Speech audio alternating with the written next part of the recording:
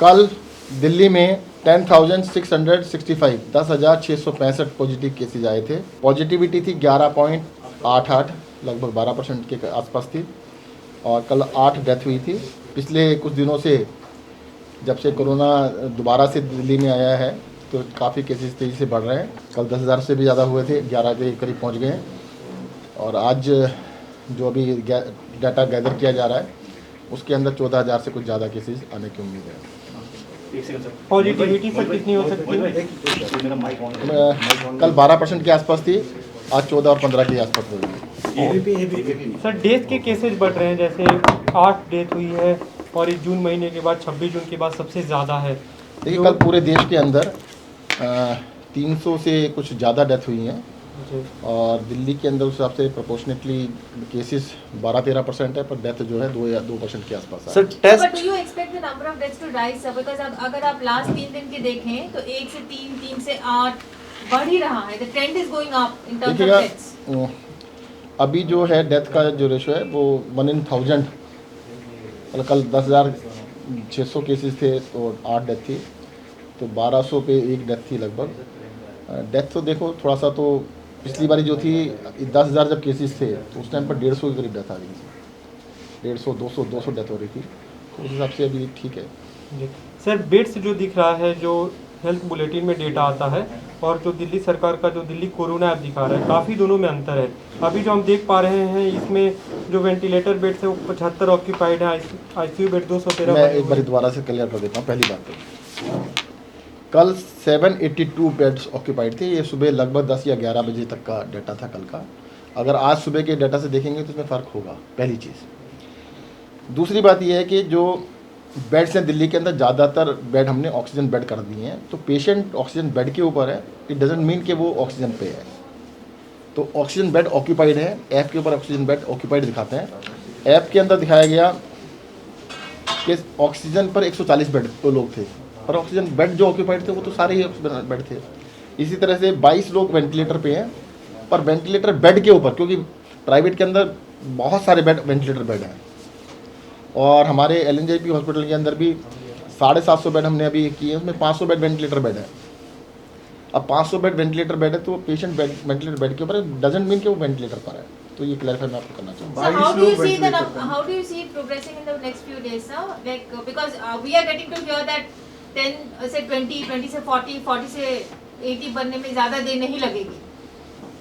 कल भी मैं एक चैनल पे था, वो तो 5 लाख 4 लाख की बातें कर रहे थे कि भी 4 लाख केसेस बढ़ रहे हैं। मुझे तो अपने आप से एक्सपर्ट ना बने तो अच्छा है। केसेस तेज़ी से बढ़े हैं, परंतु हमेशा नहीं बढ़ते रहेंगे, एक लिमिट के बाद ये रुकेंगे ज़रूर। और आशा करते हैं कि अब जल्दी ये बढ़ने बंद होने चाहिए और अगले 3-4 दिन में इसका सही ट्रेंड पता लग जाएगा। सर इसका कोई प्रोजेक्शन है कि अगले एक हफ्ते में कहां तक आप लोग देख रहे हैं 50,000 का मार्क टच करेगा? सर पीक के क्या आपका DDA ये कयास लगाना कोई ठीक नहीं है। मान लो मैं कहता हूँ कि जी 3 दिन के बाद इतने केस होंगे, उससे कम भी हो सकते हैं, उससे ज़्यादा भी हो सकते हैं। कयास लगाने से ज़्यादा अच्छा तरीका ये है कि अब हमारे हाथ में जो है वो करना चाहिए। जिस इस स्पेकुलेशन के अंदर पढ़ना कि भी कितने केस होंगे कितने केस नहीं होगा, उससे बेटर तरीका ये है कि दिल्ली के सारे लोग कोविड एप्रोप्रिएट बिहेवियर करें, घर से बाहर तभी निकले जब ज़रूरत हो। केसेस बहुत बढ़ रहे हैं और बाहर निकले तो 100% लोग अगर मास्क लगाएंगे तो डेफिनेटली जितने भी स्पेकुलेशन है कि इतने केस होंगे उतने केस होंगे, नहीं होंगे, उससे बहुत कम होंगे। सर अपनी तैयारियों के लिए आप अनुमान लगा के चल सकते हैं कि कितने केसेज आ सकते हैं, उसके हिसाब से अपनी तैयारियां तो देखो बस के हिसाब से कर रहे हैं। जो आप अंदाज़ा लगा रहे हैं उससे भी ज़्यादा बस के हिसाब से तैयारियां चल रही हैं। तैयारी के लिए तो आप देखेंगे परसों हमारे पास 9,000 बेड थे, आज 12,000 से ज़्यादा हैं और डेली बेड्स हम काफ़ी बढ़ा रहे हैं, तैयारियां हमारी बढ़ रही हैं। सर आपने जो बताया कि वेंटिलेटर पे मरीज थे कल, आज ये संख्या इसमें जो हम कोविन ऐप में देख पा रहे हैं 75 हो गई है, तो ये करीब हर दिन दोगुनी होती जा रही है संख्या। मैं दोबारा से तो सीरियसनेस कहीं ना कहीं आपको मैं दोबारा समझा देता हूँ। वो वेंटिलेटर बेड के ऊपर है, वेंटिलेटर पर नहीं है। कल की मैं डाटा बता रहा हूँ, कल 14 लोग वेंटिलेटर पे थे। LNJP हॉस्पिटल में 750 बेड इस टाइम डेजिग्नेटेड है जो कि कोविड के लिए, जिसमें 500 बेड वेंटिलेटर बेड है। तो परंतु बेड के ऊपर लिटा दिया, उसका मतलब ये नहीं कि उसको वेंटिलेटर पे लगा दिया गया। तो ये क्लैरिफाई किया गया है कि 22 जो लोग थे कल वो वेंटिलेटर पर थे। Sir, will you still stick to the earlier position that Omicron variant is not that Definitely. dangerous as Delta variant? बिल्कुल सभी का ये कहना है, जितने भी एक्सपीरियंस बता रहे हैं हिंदुस्तान के अंदर भी। आप मुंबई देख लीजिएगा, मुंबई का एक्सपीरियंस ले लीजिएगा, वहाँ पर हमारी डॉक्टरों से बात हुई है, हॉस्पिटल से बात हुई है। Severity is very less as compare to earlier weeks. पिछली बारी जो सीवियरिटी थी बहुत ज़्यादा थी, इस बारी बहुत कम है। बहुत सारे लोगों को तो सिम्टम्स भी नहीं है। जो ये नंबर्स आ रहा है, टेस्टिंग ज़्यादा है तो इसलिए ज़्यादा नंबर आ रहा है। काफ़ी सारे लोग ऐसे हैं जिनको कोई सिम्टम नहीं है, जिनको पता भी नहीं लग रहा है। सर टेस्ट कितने, क्योंकि आपने बताया 14,000 के करीब टेस्ट केसेस आने की आज ये आशंका है, तो ऐसे में टेस्ट कितने हुए हैं? क्योंकि टेस्ट अब हम 90,000 तक पहुंच गए हैं। कल भी हमारे 89,000 से ज़्यादा टेस्ट थे, अब 90,000 से ज़्यादा टेस्ट डेली हो रहे हैं। सर होम क्वारंटीन के लिए आपने करीब ट्वीट भी किया था, तो क्या आगे भी केंद्र हाँ, सरकार ये इस इसके पे- अंदर देखिएगा, जो होम क्वारंटाइन के रूल थोड़े से अमेंड किए गए हैं। सभी की जानकारी लेके बता देता हूँ कि 7 दिन के बाद आपको होम आइसोलेशन में रहने की आवश्यकता नहीं है। जिस दिन आपको सिम्टम आए थे या जिस दिन आपका पॉजिटिव आया था, विच एवर इज़ अर्लियर, तो 7 दिन के बाद बिना टेस्ट कराए आप होम क्वारंटाइन से बाहर आ सकते हैं, प्रोवाइडेड कि आपको 3 दिन से बुखार ना हो, कोई सिम्टम ना हो। 3 दिन तक अगर सिम्टम नहीं थे और 7 दिन टोटल हो चुके हैं तो आपको अपने ड्यूटी पे जा सकते हैं, अपने काम पे जा सकते हैं। Sir, the Chief Minister had said that 2 months of buffer stock of medicines will be created. Is the government ready with that buffer stock? Already है हमारे पास।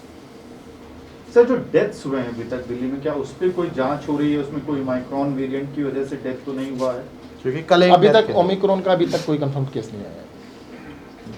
एक डेथ जो है सर राजस्थान में वो की गई है कि ओमिक्रॉन, खुद सेंटर की तरफ से वो डेटा आया है। देखिएगा, राजस्थान के बारे में कमेंट मेरे लिए करना मुश्किल है और वहाँ की जानकारी मुझे इतनी कंफर्म नहीं है कि क्या हुआ है। लेकिन दिल्ली में जो डेथ हो रही है कि आप लोग, क्योंकि हॉस्पिटल के जो डेटा है वो तो अभी जीनोम सीक्वेंसिंग के लिए आप भेज ही रहे हैं, तो उनकी कोई ऐसी रिपोर्ट आई हो जो डेथ के केसेज हो रहे हैं उनमें कोई? मैंने अभी यही बताया कि जो कल अभी तक जितनी डेथ दिल्ली में हुई है उसमें से ओमिक्रॉन की एक भी डेथ कंफर्म नहीं हुई है।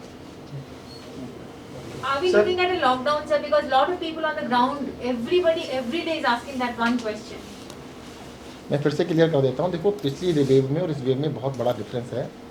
पिछली वेव में जब 10,000 केसेस रोज़ आ रहे थे तो उस टाइम पे 10,000 केसेस में से 1,500 से 2,000 लोग एडमिट हो रहे थे। आज उसका 5वां हिस्सा भी एडमिट नहीं हो रहे हैं। जब हमारे 30,000 एक्टिव केस थे तो उस टाइम पे 6-7 हज़ार 8,000 बेड ऑक्यूपाइड थे। इस टाइम पे 1,000 बेड भी नहीं है। तो bed occupancy is very less, severity is very less पिछली बारी के मुकाबले में। दिल्ली ने देश की राजधानी होते हुए सबसे पहले सबसे ज़्यादा रेस्ट्रिक्शंस ऑलरेडी लगा दिए हैं। सारे बैंकेट हॉल बंद हैं, सारे एजुकेशन इंस्टीट्यूशन बंद हैं, जिम बंद हैं, जितनी भी दुकानें हैं अल्टरनेट खुल रही हैं, मॉल अल्टरनेट खुल रहे हैं। तो बहुत सारे रेस्ट्रिक्शंस ऑलरेडी लगा दिए हैं क्योंकि बेड ऑक्यूपेंसी अभी बहुत ही कंफर्टेबल है। तो अभी लगता नहीं है कि लॉकडाउन की ज़रूरत है। वैसे भी एहतियात के तौर पर कल शाम से 3 दिन के लिए, मतलब मंडे मॉर्निंग तक के लिए कर्फ्यू रहेगा पूरी दिल्ली में। और मुझे लगता है अभी इतने स्ट्रिंजेंट जितने एक्शन लिए गए दे आर सर, सफिशिएंट। लेकिन जो संख्या बढ़ रही है लोगों के मन में कहीं ना कहीं उससे डर उपज रहा है, क्योंकि जो पूरे भारत में जो केसेज आए 90,000 से ज़्यादा केस आए एक दिन में, दिल्ली में भी लगातार संख्या बढ़ती जा रही है। देखो, दिल्ली के अंदर सबसे पहले मैं बता दूं कि हम बिल्कुल ट्रांसपेरेंसी में विश्वास करते हैं। हम बहुत बड़ी संख्या के अंदर टेस्ट कर रहे हैं। कई सारे लोग टेस्ट नहीं कर रहे, वो कहते हैं हमारे यहाँ ये सी नहीं है। अगर हम 90,000 के टेस्ट ना करें और 9,000 टेस्ट करें तो आपके ये नंबर घट के 1,500 रह जाएंगे। तो टेस्ट कर रहे हैं तो ट्रांसपेरेंट होना चाहिए, पता होना चाहिए। और टेस्टिंग का मतलब ये है कि भाई आपको पता लग गया आप पॉजिटिव है, अपने घर में रहिएगा 7 दिन घर में रहेंगे, ठीक है, अच्छी बात है, औरों को नहीं खिलाएंगे। सर पोल बाउंड स्टेट्स खासकर पंजाब में भी टेस्ट जो है उसमें कमी लाई गई है, तो आपको नहीं लग रहा ये सिर्फ इसलिए कि इलेक्शंस हो सके इसलिए ऐसा किया जा रहा है और अब वर्चुअल रैलीज की ज़्यादा ज़रूरत है? देखिए, इस बारे में मेरा कमेंट करना ठीक नहीं है। मैं अपना बता सकता हूं कि हम देश के अंदर सबसे ज़्यादा टेस्ट कर रहे हैं। इसके बावजूद के नंबर दिल्ली में बढ़ रहे हैं, टेस्ट भी उसी हिसाब से बढ़ा रहे हैं। बाकी राज्यों से हम इस बारे में कोई कमेंट मुझे करना ठीक नहीं, आप उनसे पूछ लीजिए, बता देंगे क्यों कम किए हैं, कैसे कम किए हैं। वर्चुअल रैली का सर हो सकता है कि आपके नेता वर्चुअल रैली करें ताकि भीड़ न जुटे और लोगों के घर तक संदेश पहुंचे? आप मुझसे ना इलेक्शन कमीशन का पार्ट भी मुझसे पूछना चाह रहे हैं, ये इलेक्शन कमीशन बताता है। ये एक और सवाल है सर, पिछले कुछ दिनों में दिल्ली के अलग अलग सरकारी अस्पतालों में हेल्थ केयर वर्कर्स की पॉजिटिव आने की खबर आ रही है। डॉक्टर्स और नर्सेज भी पॉजिटिव हो रहे हैं। LNJP में, RML में, तमाम जगहों से खबर आई है। तो क्या दिल्ली गवर्नमेंट के पास कोई कंसोलिडेटेड नंबर्स है as to how many health workers have tested positive? Exact number ऐसा नहीं है कि भाई ना ही ऐसी कोई अलग कैटेगरी है कि हेल्थ केयर वर्कर को अलग से किया जाए। जैसे मैन वीमेन का अलग अलग होता है, एज वाला होता है, उसमें ऐसा कोई कॉलम नहीं है अभी तक। हाँ, परंतु कुछ हैं हमारे अस्पतालों में कुछ हेल्थ केयर वर्कर्स हुए हैं, बट इतना अलार्मिंग नहीं कह सकते, क्योंकि जब सोसाइटी में फैल रहा है तो सब प्रपोर्शनेट ही है, ऐसा नहीं कि एक्स्ट्रा ऑर्डिनरी ज़्यादा हो रहा हो। दिल्ली के अंदर पॉजिटिविटी रेट 12-14% है, तो 12-14% सभी को होगा। लेकिन आरएमएल में कल जैसे मेडिकल सुपरिटेंडेंट ने खुद कहा 10 से 15% तक उनके यहाँ पॉजिटिविटी रेट चला गया है हेल्थ केयर वर्कर्स में, तो क्या ये कंसर्न हो सकता है आने वाले दिनों में? अभी तक तो सिचुएशन में कोई खास दिक्कत नहीं है, फ्यूचर में देखते हैं क्या होता है। सर एक तीर्थ यात्रा योजना चल रही थी, उसको भी रोक दिया गया है क्या इसकी वजह से? हाँ, इसकी वजह से अब चल नहीं सकता थोड़ा दिन, इसलिए बंद किए गए। सर एक बार आप कर्फ्यू का कुछ बता दें लोगों की जानकारी के लिए, क्या कुछ उस समय चलेगा, क्या कुछ पे पाबंदियाँ रहेंगी? कर्फ्यू के अंदर जैसे नाइट कर्फ्यू होता है, सब कुछ बंद रहेगा, सिर्फ जो असेंशियल सर्विसेज हैं वो लागू रहेंगी। केंद्र सरकार के जितने भी उपक्रम हैं उनको हमने टच नहीं किया है, कोर्ट्स के जो कर्मचारी हैं उनको टच नहीं किया है, पर बाकी दुकानें बंद रहेंगी, सारे शॉपिंग मॉल्स बंद रहेंगे, सिनेमा हॉल्स बंद रहेंगे, पब्लिक एक्टिविटीज सारी बंद रहेंगी, रेस्टोरेंट बंद रहेंगे, ऑफिसेज बंद रहेंगे, सरकारी भी प्राइवेट भी। केंद्र सरकार के ऑफिसेज के लिए हमने कुछ नहीं कहा है, क्योंकि केंद्र सरकार की मर्जी है, वैसे सैटरडे संडे को उनके ऑफिस बंद ही होते हैं। तो ज़्यादा सर ट्रेन और मेट्रो की क्या कुछ कैपेसिटी रहेगी, कितनी ट्रेन और मेट्रो चलेंगी, पर वो तो उनकी फ्रिक्वेंसी, मेट्रो की फ्रिक्वेंसी थोड़ा कम रहेगी। सर कर्फ्यू के दौरान सर किन लोगों को डीएम ऑफिस से पास बनवाने की आवश्यकता पड़ेगी? नहीं, ज़्यादातर के आई कार्ड पे चल जाएगा, जैसे मीडिया वाले हैं, मीडिया वालों को अलाउड है तो अपना आई कार्ड दिखा दीजिए, उससे काम चल जाएगा आपका। सर एक कंफ्यूजन बहुत ज़्यादा है जो वर्किंग क्लास है उसके बीच में, चाहे वो कंस्ट्रक्शन वर्कर हो, हाउस हेल्प हो या रिक्शा पुलर्स हो, ये लोग भी क्या एग्जम्पशन लिस्ट में होंगे, उससे बाहर होंगे लोग? नहीं, देखिएगा जो घरों के अंदर तो हाउस हेल्प के लिए तो अलग से एग्जम्पशन नहीं होगी, और सिर्फ 2 दिन की बात है, सैटरडे एंड संडे 2 दिन काम चला लीजिएगा। सर अभी भी जीनोम सीक्वेंसिंग हो रही है क्या? महाराष्ट्र ने बंद कर दी है। जीनोम सीक्वेंसिंग हो रही है सैंपल्स, कुछ सैंपल्स की, सबकी नहीं हो रही है, क्योंकि पहले जब हमने कहा था सारों की होगी तब तक 300-400 केसेस से भी कम थे, क्योंकि अब नंबर्स 10,000 15,000 पर डे है। तो जीनोम सीक्वेंसिंग का मकसद बता देता हूँ। उसका मकसद था कि क्या ओमिक्रॉन हिंदुस्तान में आया है, नहीं आया है। अब ये कंफर्म हो चुका है कि ओमिक्रॉन आ चुका है, ये भी कंफर्म हो चुका है कि ज़्यादातर केसेस ओमिक्रॉन के हैं। तो अब मुझे लगता है इसकी ज़रूरत नहीं है ज़्यादा कि आप उस पर जाएँ कि हम कौन सा पेशेंट ओमिक्रॉन है, कौन सा नॉन ओमिक्रॉन है। ऑल कोरोना आर कोरोना, सारे कोरोना कोरोना है, इससे फ़र्क नहीं पड़ता कि ओमिक्रॉन है कि डेल्टा है कि अल्फ़ा है कि बीटा है। Thank you.